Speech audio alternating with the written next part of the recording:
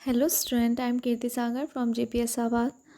मैं आपको पढ़ाऊंगी energy conservation, ऊर्जा संरक्षण। यह है इलेक्ट्रिकल सेकेंड ईयर के लिए और यह फोर्थ सेमेस्टर के लिए। सिविल सेकेंड ईयर और मैकेनिकल सेकेंड ईयर भी अगर इसे देखना चाहें तो देख सकते हैं, और भी कोई इस क्लास के स्टूडेंट्स जो एनर्जी से रिलेटेड इन्फॉर्मेशन गेन करना चाहते हैं वो भी ये देख सकते हैं। तो हमारा सब्जेक्ट है एनर्जी कंजर्वेशन, ऊर्जा संरक्षण। तो इसके लिए आपको ये पता होना चाहिए कि एनर्जी क्या होती है। रही बात सिलेबस की, तो मुकेश सर फर्स्ट वीडियो इसकी ला चुके हैं, आप वहाँ पे जाकर सिलेबस देख सकते हैं। मैं चैप्टर नंबर 1 से ही स्टार्ट इसको करा रही हूँ। ये हमारा लेक्चर नंबर 1 है। इसमें हम पढ़ेंगे एनर्जी के basics, type of energy, and ये आपकी किस किस आधार पे इसको क्लासीफाइड किया गया है। तो फर्स्टली है कि हमारी एनर्जी, ऊर्जा क्या होती है। अगर हम एक लाइन की डेफिनेशन की बात करें तो किसी के कार्य करने की क्षमता क्या कहलाती है? ऊर्जा कहलाती है। कार्य को करने की क्षमता हमारी क्या होती है? ऊर्जा होती है। लेकिन क्या ऊर्जा जैसे शब्द को सिर्फ इतनी एक सिमटी हुई परिभाषा में समेट देना, क्या ये सही है? तो अब ऐसा तो आप भी नहीं लिखोगे एक लाइन में। तो इसलिए हम ऊर्जा के बारे में और जानते हैं। क्या होता है कि क्योंकि ऊर्जा शब्द ही इतना व्यापक है कि इसका अर्थ भी बहुत ज़्यादा व्यापक निकलता है। पृथ्वी पर जितने भी जीवित और अजीवित प्राणी रहते हैं, वस्तु रहते हैं, उनके अस्तित्व को बनाए रखने के लिए ऊर्जा बहुत ज़्यादा ज़रूरी होती है। उनकी प्रगति और वृद्धि के लिए भी इसका महत्वपूर्ण योगदान होता है। हम तो जानते हैं ऊर्जा 2 प्रकार से उपयोग होती है। एक होता है कि हम अपनी मूलभूत आवश्यकताओं की पूर्ति के लिए और अपना स्वयं का जीवन जीने के लिए जो ऊर्जा की यूज़ करते हैं, एक वो होता है, और दूसरा होता है अपने व अन्य देश के विकास की योजनाओं के लिए। तो क्या होता है कि किसी भी देश की आर्थिक क्षमता या आर्थिक उसकी तरक्की उसकी ऊर्जा खपत पर इनडायरेक्टली जुड़ी हुई होती है। कैसे जुड़ी हुई होती है कि आज हम जो किसी भी देश की आर्थिक तरक्की को नापने का जो पैमाना है उसमें ऊर्जा खपत को भी मुख्य स्थान देते हैं। जैसे कि हम जानते हैं कि अमेरिका नंबर 1 कंट्री है। क्या आप जानते हैं कि 80% विश्व की कुल ऊर्जा की खपत अकेले अमेरिका करता है, जबकि वहाँ पे रहने वाली जनसंख्या विश्व की केवल 5% है। तो ये सोचने वाली बात है ना, मतलब 5% जनसंख्या 80% ऊर्जा की खपत कर रही है, तो वो देश तरक्की कर रहा है। फिर आता है कि ऊर्जा आजकल इसके बहुत ज़्यादा इसके संकट आ गए हैं कि हम कहाँ से इतनी सारी जनसंख्या हो गई है, इतने सारी टेक्निक्स आ गई हैं, इतने सारे उद्योग हैं, उनके लिए हम ऊर्जा की आपूर्ति कहाँ से करें। तो उसके लिए ही क्या है कि हमें ऊर्जा संरक्षण करने की ज़रूरत हुई। तो इसलिए ही ये सब्जेक्ट आपका ऊर्जा संरक्षण आपके सिलेबस में डाला गया है। तो आप ऊर्जा को पढ़ें, ऊर्जा संरक्षण की नई नई टेक्निक्स निकालें और इसका बचाव करें। तो ऊर्जा संरक्षण क्या कहलाता है आपका? ऊर्जा संरक्षण होता है आपका कि किसी काम को करने के लिए ऐसी विधि या प्रक्रम का पालन करना कि वह काम पूरा होने के लिए कम ऊर्जा लगे, इसे ही हम ऊर्जा संरक्षण कहते हैं। ठीक, तो फिर आता है आपका कि हम ऊर्जा संरक्षण कैसे कर सकते हैं। अच्छा, प्रेशर कुकर का इस्तेमाल करके, ये भी तो ऊर्जा संरक्षण है ना। सोलर कुकर का इस्तेमाल करके, प्रेशर कुकर का इस्तेमाल करके, या ऐसी चीज़ों का इस्तेमाल करके जो हमें, जैसे ड्रायर का नहीं यूज़ करना चाहिए ज़्यादा, रेफ्रिजरेटर का ज़्यादा यूज़ नहीं करना चाहिए। तो वही चीज़ है ना, छोटे छोटे कामों से ही हम ऊर्जा बचा सकते हैं। और एक चीज़ और है कि एक बस द्वारा जो उतना ही फ्यूल खा रही है, एक कार भी उतना ही फ्यूल खा रही है। एक अकेला पर्सन कार से जा रहा है और 40 लोगों को बस लेकर जा रही है, फ्यूल दोनों सेम खा रहे हैं, तो वो एक पर्सन की वजह से उतना ही फ्यूल उस कार ने खाया। तो क्या हुआ, ये भी ऐसे कुछ हम पब्लिक ट्रांसपोर्ट का ज़्यादा से ज़्यादा यूज़ करके भी हम ऊर्जा संरक्षण कर सकते हैं। फिर आता है आपका कि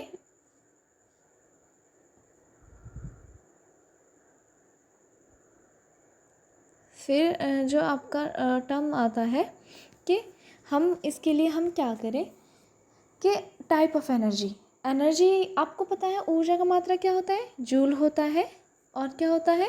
न्यूटन मीटर होता है, और वाट होता है।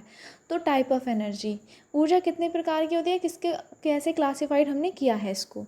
फर्स्ट है प्रयोग के आधार पर। अच्छा, प्रयोग के आधार पर जो ऊर्जा होती है वो 2 उसमें क्लासिफाइड है। कौन सा? वाणिज्यिक और गैर वाणिज्यिक। वाणिज्यिक मतलब कॉमर्शियल एनर्जी, और गैर वाणिज्यिक मतलब नॉन कमर्शियल एनर्जी। वाणिज्यिक ऊर्जा कौन सी होती है? जो व्यापार के लिए मतलब तैयार है, या उस ऊर्जा का जिसका व्यापार किया जा सकता है, वो कौन सी होती है? व्यापारिक वाणिज्यिक होती है। जैसे कोयला, तेल, प्राकृतिक गैसें, लकड़ी या तारकोल। गैर वाणिज्यिक में जिनका हम व्यापार नहीं कर सकते। तो वन स्रोत से प्राप्त ईंधन, अपशिष्ट पदार्थ, कूड़ा करकट, ये सब क्या आता है आपका? आपका आता है गैर वाणिज्यिक में। फिर आता है आपका सेकंड, प्राप्ति के आधार पर। प्राप्ति के आधार पर जो है आपका वो है आपका कि ये भी आपका 2 टाइप्स में होता है, परंपरागत और गैर परंपरागत। परंपरागत में आता है आपका कन्वेंशनल एनर्जी रिसोर्सेज और गैर परंपरागत में नॉन कन्वेंशनल। कन्वेंशनल में होता है आपका जीवाश्म ईंधन, जिसे हम कहते हैं कोयला, तेल, गैस, लकड़ी। और नॉन कन्वेंशनल में होता है आपका सौर ऊर्जा, पवन ऊर्जा, बायोगैस, समुद्री ऊर्जा, पशु तथा कृषि अपशिष्ट से ऊर्जा। आपको जानकर हैरानी होगी कि जितने भी जो ग्लोबल वार्मिंग है, बहुत ज़्यादा जो प्रदूषण हो रहा है, तो उनके लिए जो हमारा परंपरागत ईंधन है, जीवाश्म ईंधन, ये मुख्य रूप से जिम्मेदार है, क्योंकि इसके दहन से ही हानिकारक गैसें निकलती हैं जो ग्रीन हाउस इफेक्ट को और बढ़ाती हैं। ठीक है। फिर आता है पुनः पूर्ति के प्रकार से, मतलब हम इसको कैसे पा सकते हैं। इसमें अच्छा 2 टाइप्स में बांटा गया है, एक है नॉन रिन्यूएबल और एक है रिन्यूएबल। नॉन रिन्यूएबल मतलब पुनः नवीन ना हो सकने वाले संसाधन। समझ रहे हैं आप? ऐसे ऊर्जा सोर्सेज जो अगर एक बार ख़त्म हो जाए तो उन्हें दोबारा नहीं बनाया जा सकता। बनाती है उन्हें प्रकृति, बनाती है, हज़ारों करोड़ों साल लगते हैं, हम उनको नहीं बना सकते। इसमें कौन कौन सा आएगा? जैसे प्राकृतिक तेल, प्राकृतिक गैस, कोयला, ये सब किस में आएगा? पुनः नवीन ना हो सकने वाले संसाधन। इसीलिए आजकल जो हमारे वर्ल्ड में बहुत सारी कॉन्फ्रेंसेस चल रही हैं कि जो हमारे संसाधन हैं उनको इस तरह से हम यूज़ करें कि वो हमारे लिए तो काम आए ही आए, लेकिन जो हमारे भावी पीढ़ियां हैं आने वाली, उनको भी ये नुकसान ना पहुंचाए और उनके लिए भी कुछ छोड़ें। इसीलिए तो संयुक्त राष्ट्र के सतत विकास की बात चल रही है। सतत विकास क्या है? कि अपना विकास करने के साथ साथ भावी पीढ़ियों के लिए भी संसाधनों की सुरक्षा, मतलब उनके लिए भी छोड़ना। इसमें 17 लक्ष्य हैं, इसमें ऊर्जा भी एक महत्वपूर्ण लक्ष्य है। तो ये था आपका नॉन रिन्यूएबल। और फिर दूसरा है आपका रिन्यूएबल। रिन्यूएबल जो होते हैं आपके वो पुनः नवीन हो सकने वाले जो है आपके सोर्सेस हैं। जैसे सौर ऊर्जा, आप जानते हैं सौर ऊर्जा से क्या आता है? सूर्य, जो कभी ख़त्म नहीं हो सकता। जब तक पृथ्वी का अस्तित्व है तब तक सूर्य का अस्तित्व ही रहेगा। ठीक है।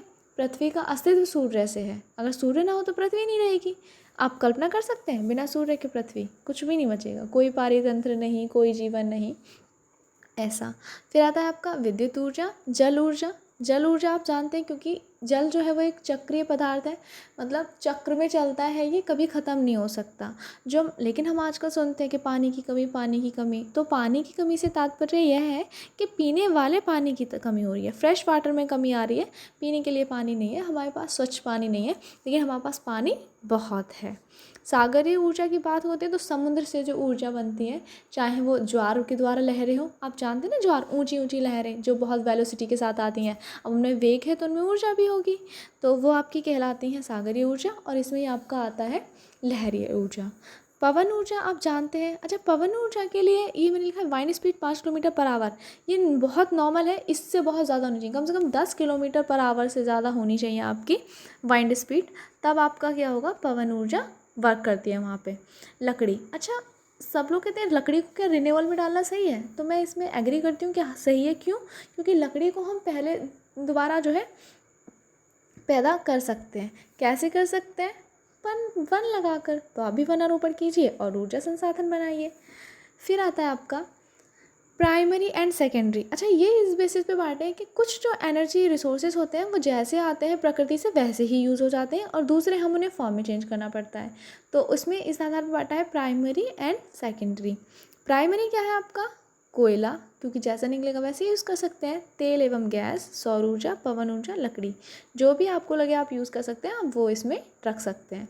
सेकेंडरी में यह है कि जो प्रथम आपका जो प्राइमरी जो आपके एनर्जी रिसोर्सेज थे उनको कन्वर्ट करके सेकेंडरी उसमें होता है। जैसे